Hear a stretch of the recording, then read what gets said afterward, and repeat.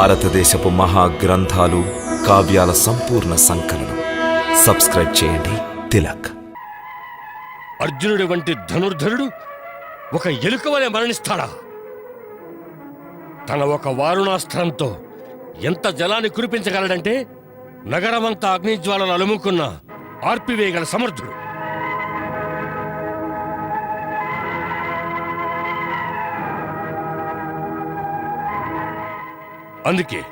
అందుకే పాండవులందరూ అగ్నిలో మరణించారంటే నేను ఎట్టి పరిస్థితుల్లోనూ ఒప్పుకోను. కానీ అక్కడ 6 కంకాళాలు లభ్యమయ్యాయి. ఆ ఆధారాన్ని అబద్ధమని ఎలా అనుకోగలం?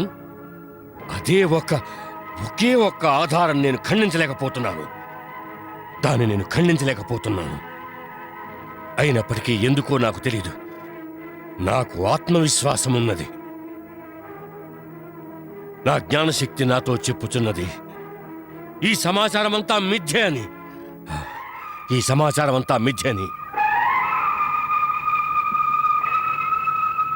ఒక్కపరి నా పూజ్య భ్రాత వేదవ్యాసుడు నాతో అన్నాడు, ఇంద్రపుత్రుడైన అర్జునుడు ఈ ధరిత్రినంతా జయించి తన సోదరుడైన యుధిష్ఠిరుణ్ణి చక్రవర్తిని చేస్తాడు అని. అంతేకాదు, జ్యోతిష్శాస్త్రానుసారం అర్జునుడి జన్మకుండలి కూడా ఇదే చెబుతున్నది. అందుకే ఆచార్య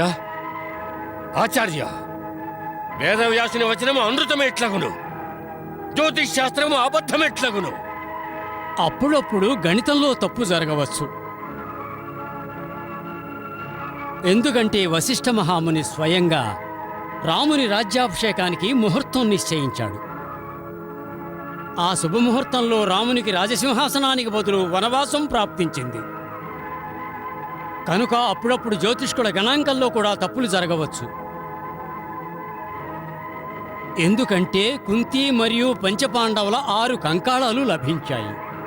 అది సత్యమేగా. కాని ద్రోణాచార్య, ఆ 6 కంకాళములు పాండవులవేనని ఆ మాట సత్యమని నేను ఒప్పుకున్నా, ఒక్క మాటని మాత్రం నేను ఎప్పటికీ ఒప్పుకోలేను. అటువంటి పరాక్రమవంతులు అగ్ని ప్రమాదంలో మరణిస్తారా?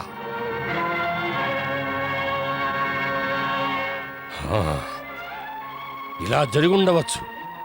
వారికి భోజనంలో విషం కలిపి చంపుండవచ్చు. ఆ తరువాత ఆ భవంతికి నిప్పంటించి వారిని ఆహుతి చేసి ఉండవచ్చు. అది నిజం కావచ్చు. ఎంత భయంకరమైన కుట్రని పన్నారు! విస్మయం చెందాల్సిన విషయం ఏంటంటే, ఈ విషయం గురించి విదురుడి గుప్తచర విభాగానికి కూడా తెలియలేదా?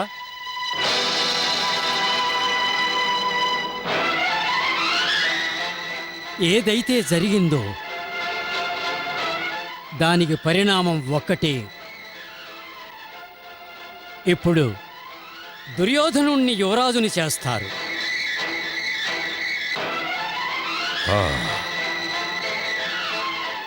ఇప్పుడు మనం దానిని అంగీకరించాల్సిందే. యువరాజు దుర్యోధనుల వారి శ్రీచరణములకు మామ శకుని నమస్కారములు అర్పిస్తున్నాడు. లేదు మామా, లేదు. నమస్కారం కాదు, ఆశీర్వాదం. మీ ఆశీర్వాదం. అవి ఎప్పుడూ ఉంటాయి అల్లుడు. నేను నిన్ను ఒకే ఒక ప్రశ్న అడగాలనుకుంటున్నాను విదురా. నిజంగానే వారణావతంలోని ఆ భవంతిలో అగ్ని ప్రమాదం వల్లే పాండవులు మరణించారా? నీ రాజనీతి జ్ఞానం ఏమంటోంది? నీకు నీ అంచనా ప్రకారం ఈ దుర్ఘటన నిజమే అనిపిస్తోందా?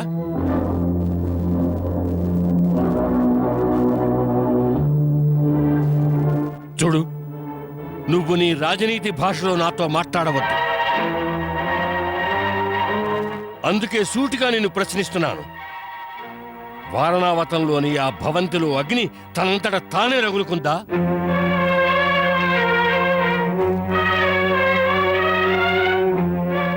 నీకు సత్యం తెలిస్తే నాకు సమాధానం చెప్పు. సత్యం తెలియకపోతే నీ అంచనాతో సమాధానం చెప్పు. అంతే, ఈ మాత్రం చాలు. తాతగారు, ఈ విషయంలో అంచనాలకు తావు లేదు. ఆ ఇంటిలో అగ్ని తనంతట తానే రగులుకోలేదు. అంటే ఎవరైనా రగిలించారా? అవును.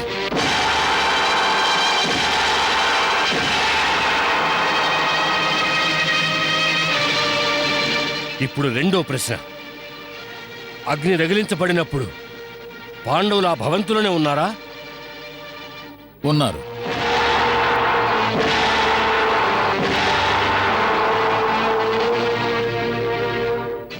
వారు జీవించే ఉన్నారా? హత్య చేయబడి లోపల విసిరేయబడ్డారా? ఉన్నారు. జీవించే ఉన్నారు. అంతేకాదు, లోపలే ఉన్నారు. జీవించే ఉన్నారా? స్పృహలో ఉన్నారా? స్పృహ లేకుండా ఉన్నారా? వారు స్పృహలోనే ఉన్నారు. కాదు, ఇది అబద్ధం. విదురా, నీకు చాలా బాగా తెలుసు, భీముని శరీరంలో 10,000 ఏనుగుల బలం ఉన్నది. వాని ఒకే ఒక ముష్టిఘాతంతో ఆ భవంతి గోడలన్నీ బద్దలై ఉండేవి. మరి వారు ఆ భవంతి గోడల్ని బద్దలు కొట్టి బయటికెందుకు రాలేకపోయారు? ఆ గోడలు లోహంతో నిర్మించబడ్డాయా? లేదు తాతగారు, లోహంతో కాదు, ఆ గోడలు లక్కతో నిర్మించబడ్డాయి. లక్కతోట? నువ్వు చెప్పేది వింటుంటే ఆ ఇల్లు లక్కతో నిర్మించబడిందా? అవును తాతగారు. అందువల్ల అగ్ని రగులుకోగానే క్షణకాలంలో అంతా భస్మీపటలమయ్యింది.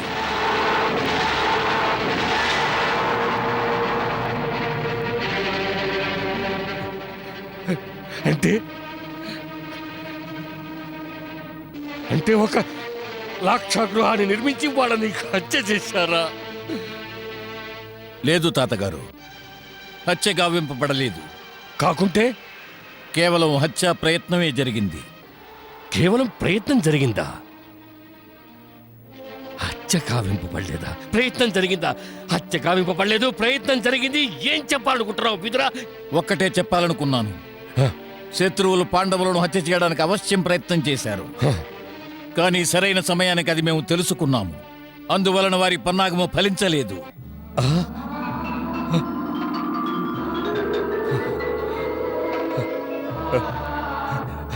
అంటే అంటే పాండవులు మరణించలేదు, వారు జీవించే ఉన్నారు.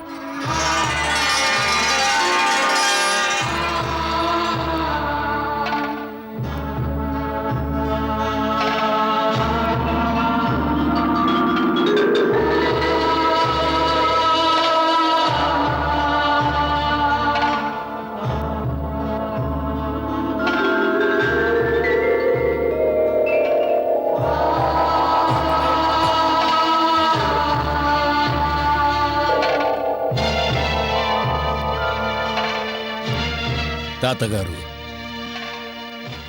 ఇది కేవలం పాండవుల పాలిటి ఉన్న మీ ఆశీర్వాద బలంతోనే జరిగినది.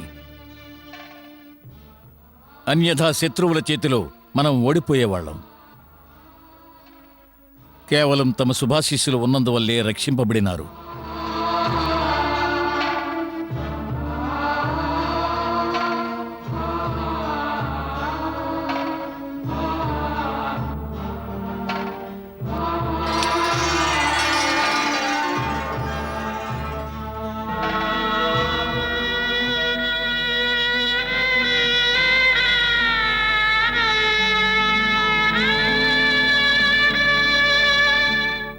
ఈ సమయంలో నువ్వు నాకేమీ చెప్పకు. ఈ మాటలన్నీ నేను తర్వాత వివరంగా వింటాను. ఇప్పుడు నువ్వు నా ఆశీర్వాదం తీసుకో. ఆశీర్వాదం తీసుకో. నువ్వు చేసిన ఈ మహోన్నత కార్యానికి నీకు ఏం వరం కావాలో కోరుకో. ఏం వరం కావాలంటే అది ఇస్తాను. నేను సత్యానికి కట్టుబడి ఉంటాను. అందుకని నేను ఏం చెప్పినా అది ఎప్పుడూ వృధా కాదు.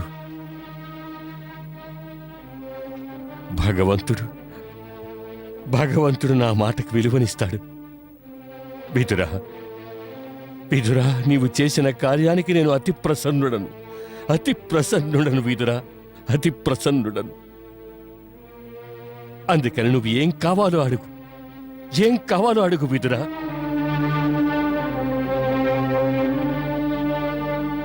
నాకు తెలుసు తాతగారు, మీ వాక్కు సదా సత్యానికి ప్రతీకగా నిలుస్తుంది. మీరు ఎలా ఆశీర్వదించినా అది నిష్ఫలము కాదు. నాకు వరం ఇయ్యదలుచుకుంటే కేవలం ఒక వరం ఇయ్యండి. ఆ కృష్ణ భగవానుని చరణ పద్మాల చింత నా భక్తి సుస్థిరముగా ఉండాలని. భళ భళ విదురా, ధన్యుడవు నీవు. నీ ప్రభుభక్తి ధన్యమైనది. నేను నిన్ను ఆశీర్వదిస్తున్నాను. భగవంతుడి చరణాల మీద నీ భక్తి ఎల్లప్పుడూ ఉండుగాక. నా భక్తి ఫలం ఏదైనా ఉంటే అది కూడా నీకే చెందుతుంది. తథాస్తు తథాస్తు తథాస్తు తథాస్తు తథాస్తు తథాస్తు తథాస్తు తథాస్తు. కృష్ణ, కృష్ణ, కృష్ణ, చెప్పండి అగ్గరజ. ఏమిటా పరధ్యానం? ఏమీ లేదు. ఏమైంది? ఆ వేళ నువ్వు పంచపాండవులు జీవించి ఉన్నారన్నావు. అవును. కాని వారు ఎక్కడున్నారో మాత్రం చెప్పలేదు. ఎక్కడున్నారు? వారెక్కడున్నా కూడా సురక్షితంగా ఉన్నారు. కాని వాళ్ళు ఏ పరిస్థితిలో ఉన్నారో చెప్పరాదా కృష్ణ? పరిస్థితా? చూడన్నయ్యా, విధి ఎలా ఆడుకుంటున్నదో. ఏదో ఒకనాడు ఈ భూమండలాన్ని చక్రవర్తులై పాలించబోతారు. వారు భిక్షుకుల రూపాలలో గ్రామంలో భిక్షాటన చేస్తున్నారు. భిక్షాటన చేస్తున్నారా? అవును అగ్రజ. కాని వాళ్ళు ఎక్కడున్నారు కృష్ణ? వాళ్ళిప్పుడు హస్తినాపుర సరిహద్దులు దాటి పాంచాల దేశానికి చేరుకున్నారు. అంత దూరం దుర్యోధనుడు వారి గురించి ఆలోచించలేడు. ప్రస్తుతం వారు ఒక బ్రాహ్మణ అగ్రహారంలో బ్రాహ్మణుల రూపంలో వసిస్తున్నారు. వారు కూడా ఇతర బ్రాహ్మణుల వలె గ్రామంలో భిక్షాటన చేస్తూ జీవనాన్ని సాగిస్తున్నారు. భిక్షాందేహి.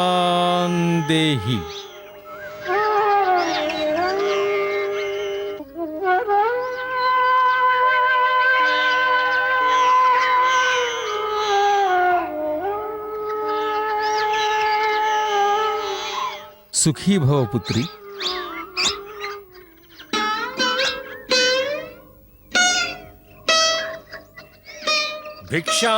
భిక్షాందేహి భిక్షాందేహి.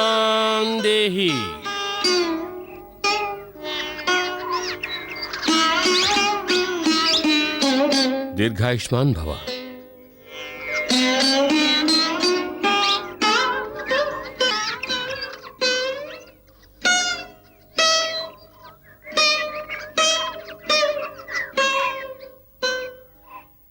పెద్దనయ్య, పెద్దనయ్య, ఇవాళ మాకు పాయసం దొరికింది. చాలా ఆనందంగా ఉంది. కానీ పాయసం నన్ను తినేవరుగా. ఎందుకని? ఎందుకంటే భీముడు వదిలిపెడితే కదా. పాయసం తనకు చాలా ఇష్టం. చింతించకు, మీ ఇద్దరికి భీముడిని కొంచెం పెట్టమంటానులే. సరేనా? వెళ్దామా? అలాగే అన్నయ్య. బయలుదేరండి, పదండి.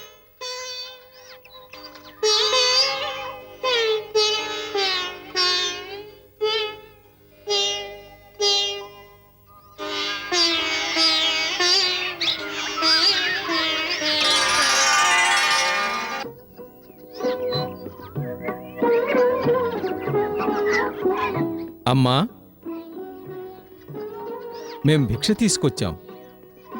5 పంచుకు తినండి. నీవే పంచాలి కదమ్మా. సరే అయితే మీరు స్నానాలు చేయండి, నేనొస్తాను.